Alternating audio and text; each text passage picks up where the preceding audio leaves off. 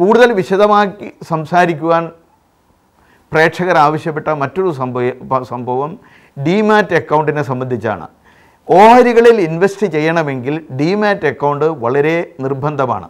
Demat ചെയ്യുക എന്ന് പറഞ്ഞു കഴിഞ്ഞാൽ മുൻകാലങ്ങളിൽ ഓഹരികളെല്ലാം കടലാസ് രൂപത്തിലാണ് സർട്ടിഫിക്കറ്റായിട്ട് നമുക്ക് ലഭിച്ചിരുന്നത്.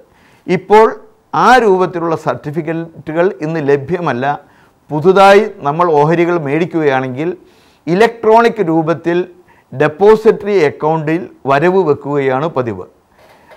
ഇപ്പോൾ ഓൾറെഡി പഴയ സർട്ടിഫിക്കറ്റ് ഉള്ളവരാണെങ്കിൽ ഡെപ്പോസിറ്ററി അക്കൗണ്ട് ഓപ്പൺ ചെയ്യുകയും ആ സർട്ടിഫിക്കറ്റുകൾ ഇലക്ട്രോണിക് രൂപത്തിലേക്ക് മാറ്റുകയും നിർബന്ധമായി ചെയ്തിരിക്കേണ്ടതാണ്. അങ്ങനെ ചെയ്താൽ മാത്രമാണ് നമുക്ക് മുമ്പുള്ള ഷെയറുകൾ ഇപ്പോൾ വിൽക്കുവാൻ സാധ്യമുള്ളൂ എന്ന് നമ്മൾ മനസ്സിലാക്കണം. അല്ലെങ്കിൽ എത്ര വിലയുണ്ടെങ്കിലും നമുക്ക് അത് കടലാസ് രൂപത്തിൽ കാണുവാനല്ലാതെ വിൽക്കുവാൻ സാധ്യമല്ല എന്ന കാര്യം മനസ്സിലാക്കിക്കൊണ്ട് അത്തരം ഓഹരി പത്രങ്ങൾ കയ്യിലുള്ളവർ ഉടനെ ഡെപ്പോസിറ്ററി അക്കൗണ്ടിലേക്ക് മാറ്റുക എന്നുള്ളതാണ് അഭികാമ്യമായിട്ടുള്ളത്. അതിന് വേണ്ടത് നമുക്ക് പാൻ കാർഡ് നിർബന്ധമാണ്. നമ്മുടെ അഡ്രസ് പ്രൂഫിന് വേണ്ടി ബാങ്ക് അക്കൗണ്ട് സ്റ്റേറ്റ്മെൻറ്റ് വേണം. ഒരു ഫോട്ടോയും ബാങ്ക് അക്കൗണ്ട് സ്റ്റേറ്റ്മെൻറ്റും പാസ്പോർട്ട് ഫോട്ടോ കോപ്പിയും ആയി ഞങ്ങളുടെ ഓഫീസിൽ ചെന്ന് കഴിഞ്ഞാൽ അതിന് വേണ്ട അപേക്ഷാ ഫോറം ഫിൽ ചെയ്ത് കഴിഞ്ഞാൽ ഡെപ്പോസിറ്ററി അക്കൗണ്ട് ഓപ്പൺ ചെയ്യുകയും അതിൻ്റെ നമ്പർ നമുക്ക് ലഭിക്കുകയും ചെയ്യും. അത് ലഭിച്ചു കഴിഞ്ഞാൽ നമ്മുടെ കയ്യിലുള്ള ഇപ്പോൾ കടലാസ് രൂപത്തിലുള്ള എല്ലാ ഓഹരികളും ഇലക്ട്രോണിക് രൂപത്തിലാക്കി മാറ്റുവാൻ വേണ്ട അപേക്ഷാ ഫോറം ഫില്ല് ചെയ്ത് സർട്ടിഫിക്കറ്റോടുകൂടി ഓഫീസിൽ ഏൽപ്പിച്ചു കഴിഞ്ഞാൽ അത് ഇലക്ട്രോണിക് രൂപത്തിൽ ആയി നമ്മുടെ അക്കൗണ്ടിൽ വരവ് വെച്ചതായി ലഭിക്കും. വളരെ കാലങ്ങൾക്ക് മുമ്പ് അപേക്ഷ നൽകി വാങ്ങിച്ചിട്ടുള്ള ഓഹരികളാണ് നമ്മുടെ കയ്യിലുള്ളെങ്കിൽ പലപ്പോഴും ധാരാളം IPOകൾ വന്നിരുന്നത് 10, 15, 20 വർഷങ്ങൾക്ക് മുമ്പായിരുന്നു. അന്നുണ്ടായിരുന്ന നമ്മുടെ സിഗ്നേച്ചറും ഇപ്പോഴത്തെ സിഗ്നേച്ചറും വളരെ വ്യത്യാസം ഉള്ളതായിരിക്കും പലരുടെയും കാര്യത്തിൽ.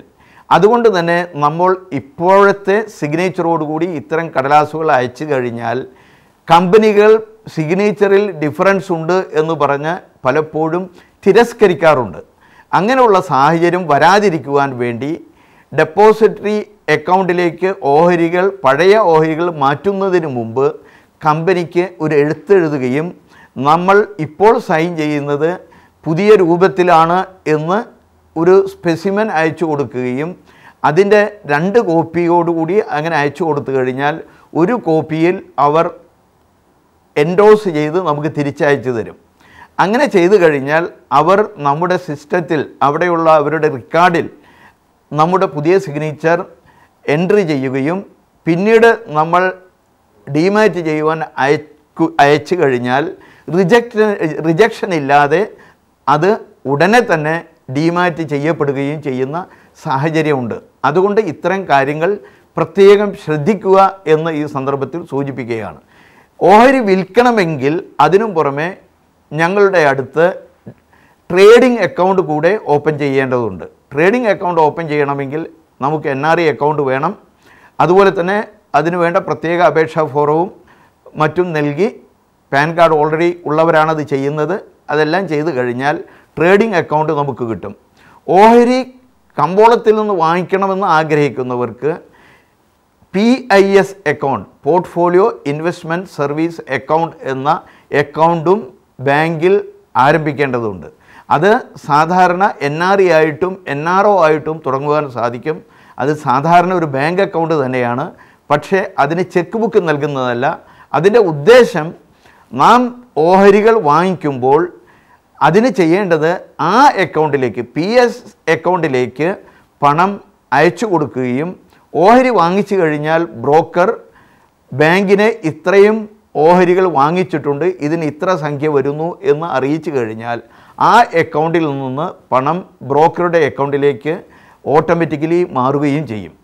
എന്നതുപോലെ തന്നെ നമ്മൾ വിൽക്കുമ്പോൾ എത്രയാണോ ഓഹരി വിറ്റത്, എത്ര പണമാണോ ലഭിച്ചത്, അത് ബാങ്കിനെ അറിയിക്കുകയും അതിനോടൊപ്പം ആ സംഖ്യ ബാങ്കിലേക്ക് അയച്ചു കൊടുക്കുകയും ചെയ്യും. അങ്ങനെ ചെയ്തു കഴിഞ്ഞാൽ നാം വിറ്റ ഓഹരി 1 വർഷത്തിൽ കൂടുതൽ നമ്മുടെ കയ്യിൽ ഇരിക്കുന്നതാണെങ്കിൽ അതിൽ നിന്ന് യാതൊരു ടാക്സ് റിഡക്ഷനും ഇല്ലാതെ മുഴുവൻ എമൗണ്ടും നമ്മുടെ PAS അക്കൗണ്ടിൽ ക്രെഡിറ്റ് ചെയ്യുക എന്നതാണ് പതിവ്. അതേസമയം നമ്മൾ വിൽക്കുന്ന ഓഹരി വാങ്ങിച്ച് 1 വർഷത്തിന് മുമ്പാണ് വിൽക്കുന്നതെങ്കിൽ തുച്ഛമായ ടാക്സ്, ക്യാപിറ്റൽ ഗെയിൻ ടാക്സ്, അതായത് short term capital gain tax പ്രോഫിറ്റിൽ നിന്ന് കുറച്ചുകൊണ്ട് ബാക്കിയുള്ള സംഖ്യ മുഴുവൻ നമ്മുടെ PAS അക്കൗണ്ടിൽ ക്രെഡിറ്റാക്കി നമ്മൾ വിവരം അറിയിക്കും ബാങ്ക്. അങ്ങനെ അറിയിച്ചു കഴിഞ്ഞാൽ അഥവാ ആ പണം നമുക്ക് തിരിച്ചെടുക്കണമെങ്കിൽ ബാങ്കിന് നിർദ്ദേശം കൊടുക്കുന്നു, PIS അക്കൗണ്ടിലുള്ള സംഖ്യ എൻ്റെ NRE അക്കൗണ്ടിലേക്ക് മാറ്റുക എന്ന് പറഞ്ഞു കഴിഞ്ഞാൽ ഉടൻ തന്നെ അത് PAS അക്കൗണ്ടിൽ നിന്ന് നമ്മുടെ NRE അക്കൗണ്ടിലേക്ക് ബാങ്ക് മാറ്റുന്നതായിരിക്കും. അങ്ങനെ മാറ്റിക്കഴിഞ്ഞാൽ നമ്മുടെ NRE അക്കൗണ്ടിൽ നിന്ന് ചെക്ക് ഉപയോഗിച്ച് ഏത് സമയത്ത് വേണമെങ്കിലും പണം നമുക്ക് പിൻവലിക്കുവാൻ സാധിക്കും. PIS അക്കൗണ്ട് ബാങ്കിൽ വെക്കുന്നതിന് ബാങ്ക് എല്ലാ വർഷവും ഒരു നിശ്ചിത സംഖ്യ സർവീസ് ചാർജ് എടുക്കുന്നുണ്ട്. അത് നമ്മൾ മുൻകൂട്ടി മനസ്സിലാക്കേണ്ടതാണ്. PIS അക്കൗണ്ട് ആക്റ്റീവായിട്ട് അല്ലെങ്കിൽ PIS അക്കൗണ്ട് വെറുതെ തുറന്നു വെച്ച് കഴിഞ്ഞാൽ ഇത്തരം ചെലവുകൾ അതിന് വരും എന്ന് നമ്മൾ മുൻകൂട്ടി മനസ്സിലാക്കിയിരിക്കണം. PIS അക്കൗണ്ട് ഉണ്ടെങ്കിൽ മാർക്കറ്റിൽ നിന്ന് ഓഹരികൾ വാങ്ങിക്കുവാനും വിൽക്കുവാനും നമ്മൾ തയ്യാറാവണം. അത് ഉപയോഗപ്പെടുത്തണം, അല്ലെങ്കിൽ നഷ്ടം സംഭവിക്കും. നമ്മൾ ഒരു പ്രയോജനവും ഇല്ലാതെ ബാങ്കിന് അതിന് വേണ്ടിയിട്ട് പണം കൊടുക്കേണ്ടതായി വരും. അത് പ്രത്യേകം എല്ലാവരും ശ്രദ്ധിക്കേണ്ട ഒരു കാര്യമാണ്. എന്നതുപോലെ ഓരോ ട്രാൻസാക്ഷൻ നടക്കുമ്പോഴും ആ ട്രാൻസാക്ഷന് ബാങ്ക് ഒരു ചെറിയ സംഖ്യ അവരുടെ സർവീസ് ചാർജായി നമ്മളുടെ അക്കൗണ്ടിൽ നിന്ന് ഡെബിറ്റ് ചെയ്യുന്നതായിരിക്കും. അതും ഈ സംവിധാനത്തിൻ്റെ ഒരു ഭാഗമാണ്. അത് റിസർവ് ബാങ്ക് അനുമതി നൽകിയിട്ടുള്ളൊരു കാര്യമാണ്. അത് നമ്മൾ മനസ്സിലാക്കേണ്ട ഒരു പ്രധാന കാര്യമാണ്. NRE ആയിട്ടുള്ള പ്രവാസികളായിട്ടുള്ള ആളുകൾ ഒരിക്കലും റെസിഡൻ്റ് അടിസ്ഥാനത്തിൽ ഓഹരി വാങ്ങിക്കുന്നതും വിൽക്കുന്നതും പാടില്ല.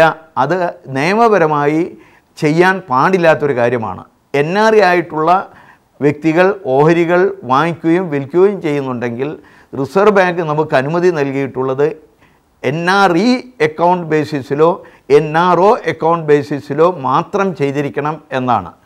അതിൽ പ്രധാനമായിട്ടും നമ്മൾ ശ്രദ്ധിക്കേണ്ടത് ഡെപ്പോസിറ്ററി അക്കൗണ്ടിനും ട്രേഡിംഗ് അക്കൗണ്ടിനും വേണ്ടി സൈൻ ചെയ്യുന്ന കടലാസ് മുദ്രപത്രമാണെന്ന് നമ്മൾ മനസ്സിലാക്കണം. മുദ്രപത്രത്തിൽ ഗൾഫിൽ നമ്മൾ ജീവിക്കുമ്പോൾ റെസിഡൻ്റായിട്ട് നമ്മളൊരു അക്കൗണ്ട് ഓപ്പൺ ചെയ്യുമ്പോൾ കള്ളസത്യ വാങ്മൂലമാണ് അതുകൊണ്ട് നമ്മൾ നൽകുന്നത്. I am hereby living in Kerala എന്നായിരിക്കും നമ്മൾ നാട്ടിലെ അഡ്രസ്സിൽ ഒരു അക്കൗണ്ട് ഓപ്പൺ ചെയ്യുമ്പോൾ മുദ്രപത്രത്തിൽ നമ്മൾ എഴുതുന്നത്. യഥാർത്ഥത്തിൽ നമ്മൾ ജീവിക്കുന്നത് ഗൾഫിലാണ്. അപ്പോൾ നമ്മൾ കള്ളസത്യവാങ്മൂലം ചെയ്യുന്നത് നിയമവിരുദ്ധമാണ്, ശിക്ഷാർഹമാണ്. അതുകൊണ്ട് ആരും ചെയ്യുവാൻ പാടില്ല എന്ന് ഈ സന്ദർഭത്തിൽ ഞാൻ ഓർമ്മപ്പെടുത്തുവാൻ ആഗ്രഹിക്കുകയാണ്.